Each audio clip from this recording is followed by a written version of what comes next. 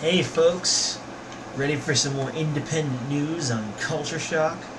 The only show that knows how to separate an issue of culture from an issue of politics? Well, stick around.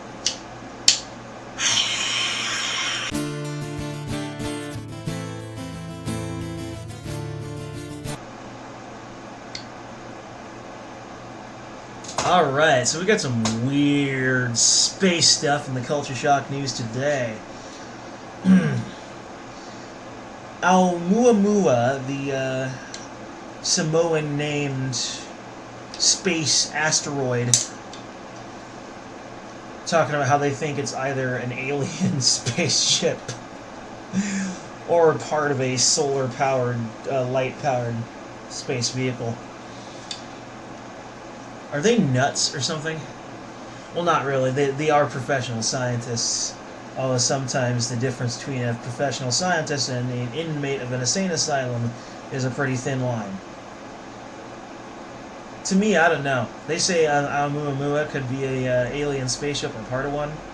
To me, it just looks like a really long rock. Or a really long turd. Basically, it's a space turd. Looks like a space turd. Mind you, there was a weird, random speed increase near the sun when it got near the sun and started heating up. Personally, the first theory they postulated was that because of the heating up caused the molecules within the objects to begin moving more quickly, increasing entropy and therefore impacting its speed. While others would say that it wasn't rotating enough for that reaction. But they're also assuming that rotation is absolutely necessary. How many times has that phenomenon honestly been observed? I don't pretend to know a whole lot about science, but I know enough. I know quite a bit.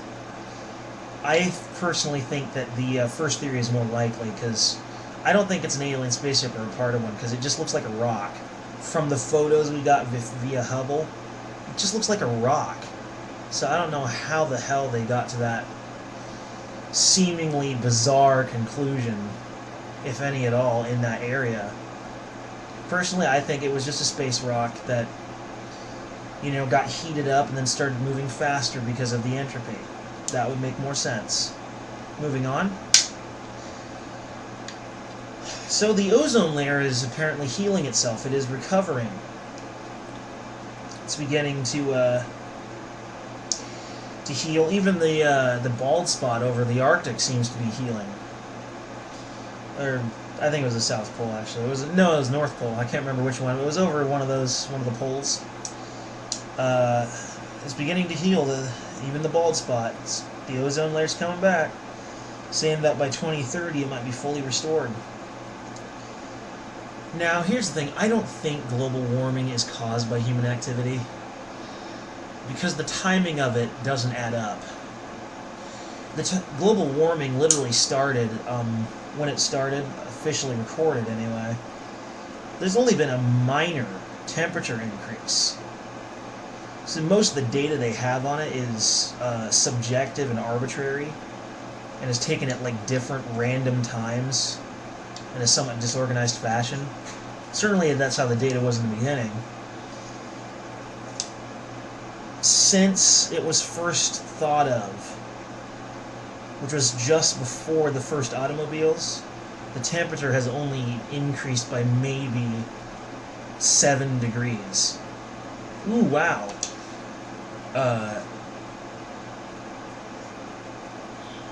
I think it's a natural process. It certainly seems to be a natural process. I think the scientists are overthinking it and missing a more obvious conclusion, because they're overcomplicating and not simplifying it enough. Now, I don't know if you believe in Asatru, the resurrection of Germanic paganism, neo-paganism, but they talk about how Ragnarok is, in their belief, it is just the end of a cycle. It is not Armageddon, it's just the end of a cycle. The end of the year is a form of Ragnarok and so forth, and the trees losing leaves is a form of Ragnarok and so forth. And they believe that the ice agents were Ragnaroks, various Ragnaroks. Now here's the thing about that. I think we're going into another ice age. There will be a brief warm-up period where the ice melts, is redistributed as water, and then freezes again. So we could be heading into another ice age. I think that is very, very likely. I think a more accurate scientific data would be more reflective of that than man-made global warming. Even if global warming is caused by man, then it doesn't matter, because there's nothing we can do about it. No solution they've posited to that model can work, not even in theory, not even in hypothesis. So there's basically no point. And besides, the timing of it doesn't make any sense. I think that it is a natural process, and we are headed into another ice age. Therefore, the Asatru belief on Ragnarok being an ice age is probably based on a natural inclination, a natural observation. And therefore, as is most observations in paganism, most beliefs are based on observations in nature. It's cool like that. So, another ice age could very well be on its way. But it is cool that the ozone layer is coming back. I do believe that we did do that. I think the ozone layer serves a different purpose than protecting us from the sun. I think it's part of the atmosphere's defense mechanism against the intrusion of extraterrestrial objects, like maybe Oumuamua and things like that. Anyway, moving on. So, the Taliban has assaulted 50 and killed 56 people, and around 357 people injured in an attempt to meddle with the Afghan elections. The Taliban and the Afghani government have been fighting again. They're especially vehement against that government because it is backed by the United States. Our government backs the Afghan government, and that's why it makes the Taliban even more vehement against them.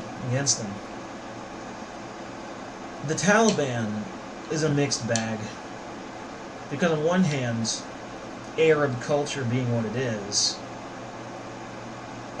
which is generally a very disgusting culture, violent, rapey, very rapey. The Taliban was actually getting people to behave a little bit. Mind you, it was getting them to behave at the barrel of a gun or the tip of a sword. And while I certainly don't agree with their methods, I think some enforcement of a more positive culture is called for. Just not with violence. No more than, say, taxes being enforced through violence. Libertarian people. The U.S.-backed government of Afghanistan, mind you, is not necessarily the best government ever, but better than any other government they've ever had, in my opinion. Anyway, moving on. The Islamic State of Iraq, the former Islamic State of Iraq, they recently found 200 graves, a mass grave that was sort of hidden away in Iraq. Kind of hard to believe they could hide that many graves, but they did. Now, the victims themselves of the former Islamic State were largely women and children and disabled people. People they didn't like, folks they didn't want. Yeah, that was a pretty messed up system they had. And Islam, partly by its nature and partly by its interpretation, nature versus nurture, which one, was what spawned it, really. Islam, a religion of peace? Not really. In fact, if you want to find out which religion is honestly the most peaceful, statistically speaking, it's Hinduism.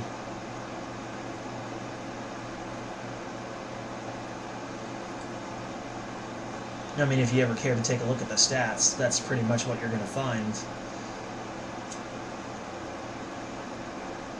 So, yeah, I mean, 200 graves, mass grave. Wow. Oh, Islam. What are we going to do with you? Force you to stay over the Middle East and not let you come into the West anymore. That's what we're going to do. By hook or by crook. Moving on. An elderly woman passed out at a Trump rally recently. He was arguing with the Democrats again for his coming re-election. And some elderly woman just conked out, passed out. Probably some health problem.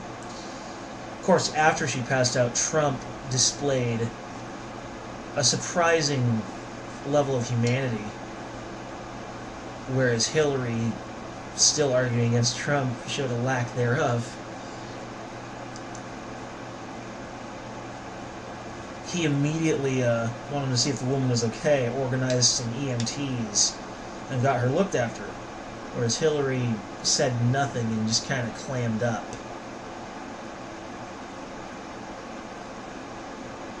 Well, at least that's what I heard. I could be getting that wrong. But apparently she, at the very least, she did not respond in the way Trump did. Trump's a cool guy sometimes. Sometimes he's very uncool, but at least in this case, he was very cool indeed. So props to you there, Prez. Nice going. Moving on. So apparently a daycare in St. Louis started a toddler fight club. We live in a world where that's a thing that happens. Holy shit. They even brought a 10-year-old boy with a camera in there to watch out for his little brother. The poor 4-year-old who didn't understand why his own best friend was beating him up. Why the teachers made... Why did they do this? What was even the point? I read the article. I read the articles, several articles on it, and I couldn't believe what I was reading. Unbelievable.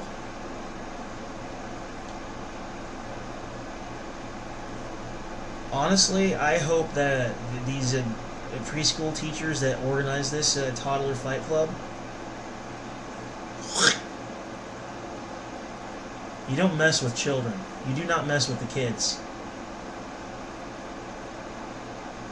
I say, hang them. Fucking hang them. Hang them high.